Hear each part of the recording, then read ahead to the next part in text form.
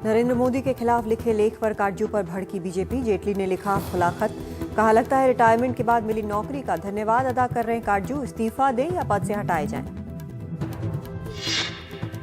आज से नोएडा से दिल्ली आना हुआ आसान, कालिंदीगुंज का ब्रिज खुला। उत्तर और पूर्वी भारत के कई शहरों में 2 दिनों से बरस रहे हैं बादल। जम्मू, हिमाचल और उत्तराखंड में बर्फबारी, पहाड़ों पर बिछी सफेद चादर।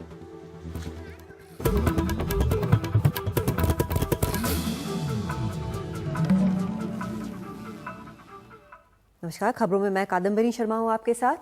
बीजेपी और प्रेस काउंसिल ऑफ इंडिया के चेयरमैन जस्टिस मार्कंडेय काटजू आमने सामने हैं।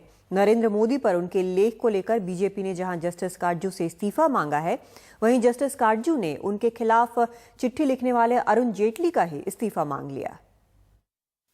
नरेंद्र मोदी के खिलाफ लिखे जस्टिस काटजू के इस लेख पर विवाद खड़ा हो गया है। इस लेख में उन्होंने 2002 के दंगों में मोदी का हाथ बताते हुए लोगों से अपील की है कि वो वही गलती न दोहराएं जो जर्मनी के लोगों ने 1933 में की थी। इसके जवाब में बीजेपी नेता अरुण जेटली ने उन्हें कटघरे में खड़ा किया है। जेटली का आरोप है कि जस्टिस काटजू रिटायरमेंट के बाद नौकरी के लिए सरकार का शुक्रिया अदा करने में लगे हैं। जेटली लिखते हैं कि मैं मानता हूं कि जस्टिस काटजू को राजनीतिक विचार रखने का अधिकार है, लेकिन अर्ध न्यायिक संस्था के प्रमुख के तौर पर क्या वो राजनीतिक गतिविधियों में हिस्सा ले सकते हैं? वो कांग्रेस पार्टी से भी ज्यादा कांग्रेसी लगते हैं।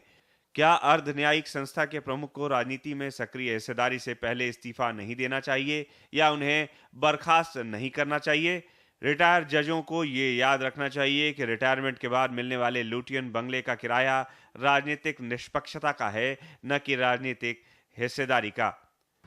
प्रेस काउंसिल के चेयरमैन के पद और सुप्रीम कोर्ट के रिटायर्ड जज के बारे में हम पूरा सम्मान करते हैं, लेकिन जिस तरह से उनकी टिप्पणियां आई हैं गैर कांग्रेसी सरकारों के बारे में, चाहे वो बिहार की सरकार हो या कुछ बंगाल का विषय हो या एक प्रकार से अभी जो उन्होंने नरेंद्र मोदी जी के बारे में जो लेख लिखा है, ये बहुत ही दुर्भाग्यपूर्ण है। लेकिन जस्टिस काटजू ने जेटली के इन आरोपों पर तीखा एतराज किया है। उनका कहना है कि उन्होंने कांग्रेसी सरकारों के खिलाफ भी कदम उठाए हैं और जेटली झूठ बोल रहे हैं। मेरा जवाब है कि अरुण जेटली साहब तुरंत इस्तीफा दें, राजनीति से इस्तीफा दें, वो राजनीति लायक है नहीं।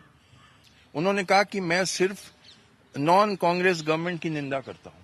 बिल्कुल झूठ है। मैंने महाराष्ट्र गवर्नमेंट की निंदा की जब वो फेसबुक की लड़की की गिरफ्तारी हुई थी। मैंने बड़े सख्त चिट्ठियां लिखी मुख्यमंत्री महाराष्ट्र जो कांग्रेस के हैं कि ये बिल्कुल गलत काम हो रहा है, और मेरे चिट्ठियों पे फिर पुलिस वालों सस्पेंड हुए। हालांकि बीजेपी इस मुद्दे को आसानी से छोड़ने के मूड में नहीं है। पार्टी ने साफ कर दिया है कि वो बजट सत्र में भी इसे उठाएगी और काटजू को बर्खास्त करने की मांग करेगी। नई दिल्ली से अखिलेश शर्मा की रिपोर्ट, एनडीटीवी इंडिया। इस बीच नरेंद्र मोदी ने ट्वीट किया है कि जस्टिस काटजू गुजरात को पूर्वाग्रह से ग्रसित होकर देखते हैं। जेटली जी के लेख में गहरी सोच है जो गुजरात को लेकर फैलाए जा रहे झूठ का सफाया करता है। और इस मुद्दे पर कांग्रेस और बीजेपी के बीच बयानबाजी जारी है। इटली की अदालत ने अगर कोई फैसला दिया है तो उसकी पूरी मालूमात हमें नहीं है कि क्या फैसला दिया है। सीबीआई इन्वेस्टिगेट कर रहा है और इन्वेस्टिगेशन के बीच में किसी तरीके की टिप्पणी करना उचित नहीं है। मैं सिर्फ इतना कह सकता हूं, जो लोग गुनाहगार होंगे उनको सजा मिलेगी। दूध का दूध, पानी का पानी होगा। सरकार बहुत सीरियस है इस मामले में, और जैसे कि आप जानते हैं सीबीआई इंक्वायरी सेटअप की जा चुकी है। सीबीआई अपना काम कर रही है। वो डिटेल्स नहीं दे रहे हैं, लेकिन गड़बड़ी थी तो आपने अपनी इंडिपेंडेंट जांच क्यों नहीं की? और जो सवाल हमने पहले दिन उठाया था, कौन किसको क्यों बचा रहा है? क्या 350 करोड़ रुपए सिर्फ त्यागी बंधुओं को मिले या इसको पाने वाला कोई और है? घूस किसको किसको मिला, किकबैक किसको किसको मिला, ये देश को जानने का अधिकार है और सरकार को प्रामाणिकता से इस विषय को बताना चाहिए।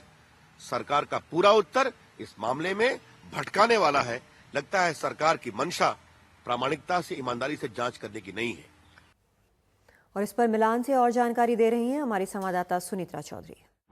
इटली में इंडियन एम्बेसी के अफसरों का कहना है कि वो अब तैयारी कर रहे हैं कि सीबीआई की टीम यहाँ पर कब पहुँचेगी। उनका कहना है शायद मंगलवार को सुबह सुबह वो लोग पहुँच जाए और इस टीम में 3 लोग होंगे।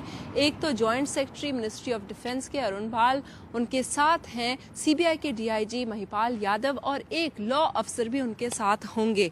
शायद यहाँ के एम्बेसी में सोमवार को वो फाइनल मीटिंग करेंगे जिसमें कि सारा प्लान बनाया जाएगा कि यहाँ के अधिकारियों, इटालियन अधिकारियों के साथ किस तरीके से वो कोऑर्डिनेट करें।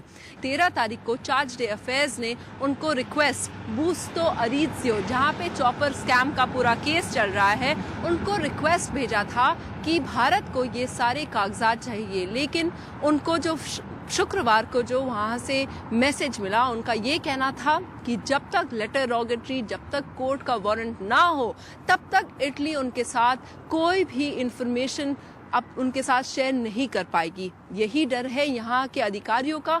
गिजेपी ऑर्सी का गिरफ्तारी जब उसकी हुई सोमवार को, तभी उन्हें पता चला कि इंडिया के फॉर्मर एयर चीफ एसपी त्यागी, शशि त्यागी का भी इस पर नाम है। क्या इस बार इंडिया को वो सबूत दिया जाएगा? क्या सीबीआई से प्रोसिक्यूटर जो कि यहाँ के हैं यूजीनियो फूस्को, जो कि इस पूरे मामले को देख रहे हैं, क्या वो भारतीय लोगों से मिलेंगे कि नहीं, ये हमें देखना पड़ेगा।